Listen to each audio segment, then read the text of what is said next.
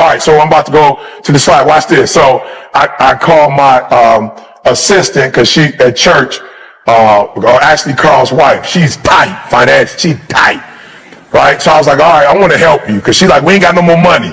You don't get paid. You ain't got paid in a year. We about to have to start taking other people's paychecks. I was like, okay, that's not going to work. You know what I'm saying? They're not in the financial position I'm in. That's not going to work. So here's what we'll do. Pastor and I will not go out of town at the same time no more, so we don't have to pay for a guest speaker to come in. That's another way I could save money. So we get on the phone, we go the next 3 months, we got it all lined out, and somebody called me, it's like, E.T., or Tiff called me, E.T., there's somebody wants you to speak September 7th. I'm like, shoot, I just said the dates, and that's the date I'm going to be here. I can't do it. So I said, give me the lady's number. So I call her. It's an agency. I'm like, yo, I can't do it September 7th.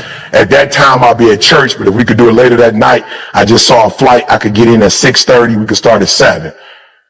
She hit me back a couple hours later, like, look, they decided that they can't switch it because September 7th is around the corner, but they want you to come February for Black History Month. When you, y'all missed what I said. When you are when you 1% and ain't nobody else gonna come do it the way you do it, they like, all right, he can't come here, but he said he could come. We gonna find a way. And with your desperate self, you go do what they want you to do when it's not what you're supposed to do. It was a check. I don't even make money at church. I don't even get a check from my church. But I made a commitment that I'm going to be there, and I can't take everything that comes, because if I take everything that comes, I'm not staying true to my commitment. And if I don't stay true to my y'all not hearing what I'm saying. And because you so desperate, and let me tell you something, write this down. Desperation is the most dangerous place for a person to be, because you'll never be 1% when you're dangerous. People kill me with that. I got to do this because if I don't do that, they don't want me. They didn't want you in the first place. If you got to go through all them hoops and you got to make all those changes, they didn't want you in the first place. All right, so let's roll through it, Carl. Good. All right, y'all ready now? All right, let me hurry up because I know they ready. Okay, so if you haven't taken the assessment, we're going to put some else at the end. I need you to take the assessment. So what happens is I took the assessment and I found out I was 99I. Blew my mind. Now I already knew that I kind of knew what I was. I kind of knew that I was, relational. I kind of knew that, I was called to be inspirational, enthusiastic, gregarious. But what happened was, and I'm sorry, Carl, I didn't do it. Moose, if you here, can we get the words? I want to show them the words real quick. So what happened was, when I studied this boy, it blew my mind. Oh, Carl's like, he got it. Watch this, y'all. So we said to be your authentic self. So the first thing you need to do to be your authentic self is you need to know who you are. So what I want you to do, as much time as you spend on making money, I want you to stop and take some time, and I want you to study who am I? You need to study that. All right? You need to study that. Write that down. You need to study you.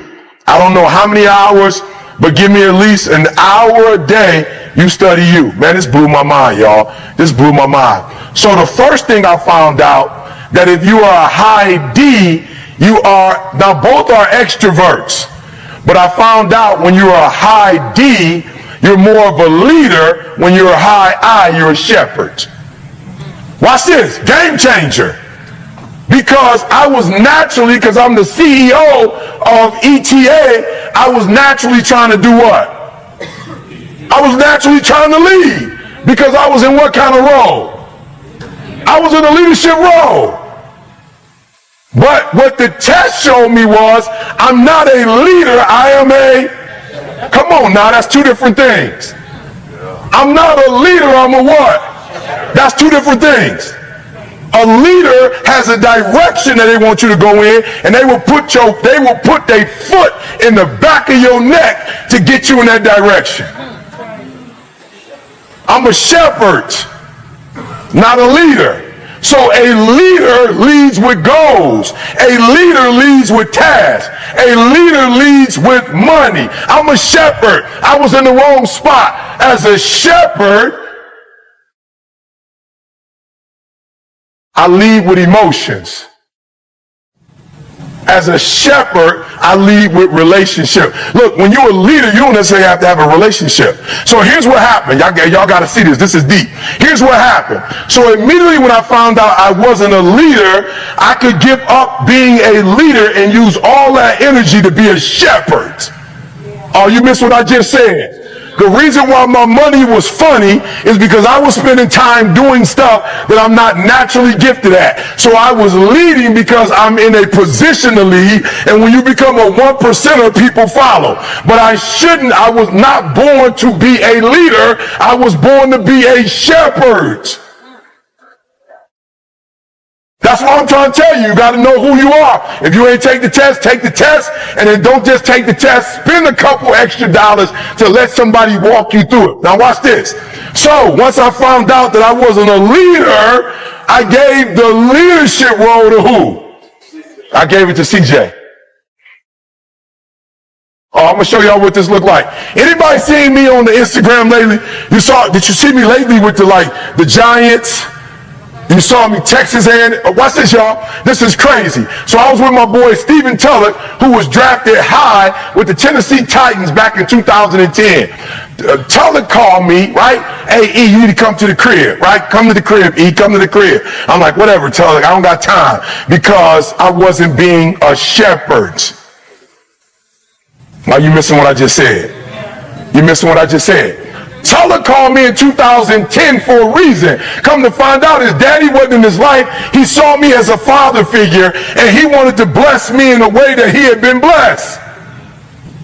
I ended up going to my man's crib. Of course, he lived in Fort Lauderdale, house on the water. My son on the skis doing his thing. He called me, E, I want you to go to a game with me. Went to a game with him. Listen to me very closely. I got NBA players right now, NFL players right now, CEOs right now, that I wake up every day and all I do is call them, send a prayer, send a scripture, listen to what I'm telling you. And I'm in arenas and places that I've never been before, not because I couldn't have been in those places, but I was trying to be a leader. And as a leader, I didn't want to have nothing to do with them, because I'm trying to help people, and I should have been shepherding them, because as I shepherd them, they cashing out money. As I shepherd them, they're opening up opportunities. As I shepherd them, they're putting me in spots that I couldn't put myself in. So I just want to show you, number one, watch what I'm telling you. I went away from the leading and put all my energy. You got some quarterbacks, the reason why, no disrespect to black quarterbacks, no disrespect. But I got a theory. The reason why they don't win Super Bowls is because they're doing two things. Now I want to help somebody. I want to make sure this is clear. They're doing two things. So Cam Newton is a beast, but he's doing two things. He's a quarterback, and he a running back. No, that's what some of you are doing right now in your life. You a quarterback, you a running back, you a wide out. I'm trying to show you. You about 5, 6 things. Right? So when I look at mine, all I do every day is wake up and I go, okay, E, this all you right here, E. This whole row is all you. You could be charming, E. You could be convincing, E. You could be poised, E. You could be sociable, E. You could be enthusiastic, E. You could be inspiring, E. You could be persuasive, E. You could be gregarious, E. Yo, E. That's your lane, E. Dominate. Ain't nobody in ETA. Everybody got their roles. I swear to y'all. You might go to the D's, we got 3 or 4 D's. You might go to the S's, we got 3 or 4 S's. You might go to the C's, now we got about 5, 6 C's. We ain't got a lot of I's that do what I do. God was like, see them got the D. You ain't got to worry about that.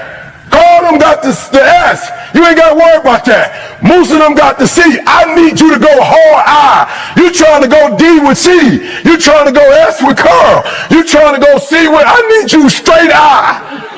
I formation. Down, said. Ooh, I just need you to. You're not hearing what I'm saying.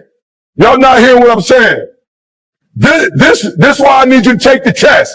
Because you take that test, and I wake up and say, you're supposed to be enthusiastic today. You're supposed to be inspiring today. And if you do it, guess what's going to happen? So I'm calling dudes that won NBA titles. They won. They won, and they're not in the league now, and we having conversations on what it takes to get them back in the league. And I know God did that for a reason, because once they go back in the league, they're going to feel indebted and say, what I owe you. Give 5-10% to school days. I'm in my complete Okay, so watch what happened with Cam Newton. So Cam Newton down, see? Boom, boom, bop. Concussion, he out for 3 days. Cam right now is a beast as a quarterback, but he ain't playing. Why? Because he injured. Why is he injured? Because he tried to be a running back.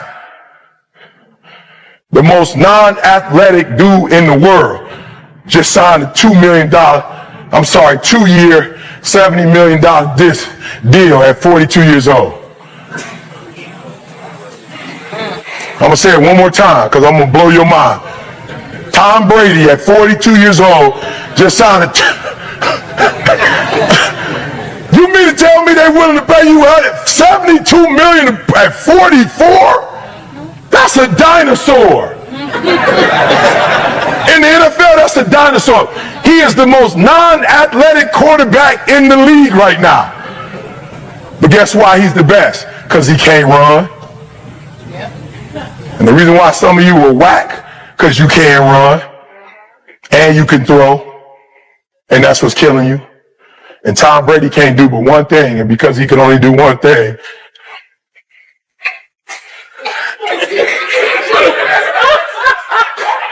makes good decisions. No, Fruit, watch this. He said he make good decisions. I don't know if he make good decisions. He only making one. He only making one decision. All he doing, down. Omaha, three, boom. Boom. Say, he do this though. Boom. Check off.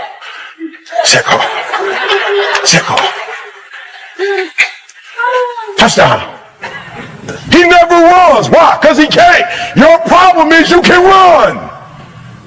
So every time you're doing what you're supposed to do and it don't look like it's supposed to look, and people get in your ear, and all of a sudden you don't feel comfortable no more, and you feel under pressure. Instead of you going in the pocket and being who God called you to be, you start running another way. And bah!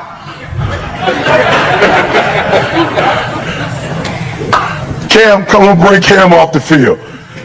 Way more talented than Tom Brady, but not as focused.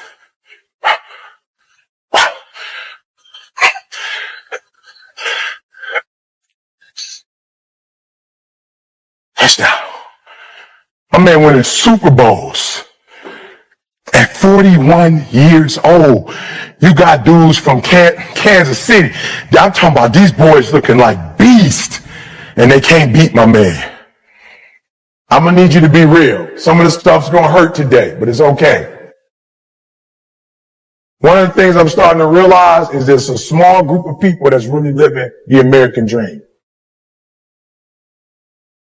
So they're selling you some good information. They're not showing you how to execute on those. All I'm saying is, as we move forward, we can't help certain things, but we're not going to sabotage ourselves. So I'm going to show you why they execute and why you don't. But more of us could be living whatever life we want. But what they didn't show you is how you were supposed to do that.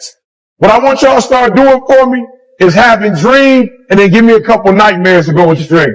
Real, I just want you to make up in your mind like this could happen. Not because I want you to be spooked out, but I don't want you to get hit and you like, I didn't prepare for that.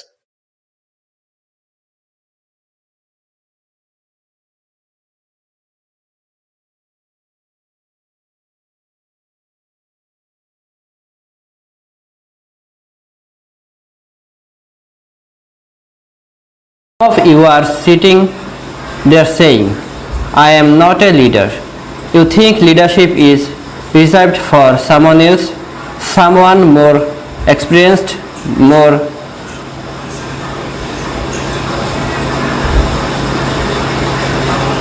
charismatic, more qualified. But let me tell you something, leadership is not a title. It's a mindset. It's about influence, impact, and inspiring others. You are a leader. Leadership starts with leading yourself. It's about self-discipline, self-motivation, and setting a standard of excellence is everything you do. When you push yourself to be better, to work harder, to strive for greatness, you inspire others to do the same. You don't need a title to be a leader. You lead by example, by your actions, by your commitment. When you step up, when you show up, when you give your all, others take notice. You are inspired by your dedication, your passion, your drive. True leadership is about service. It's about lifting others up, helping them reach their potential, and creating an environment when everyone can succeed. It's not about being the best, it's about bringing out the best in others.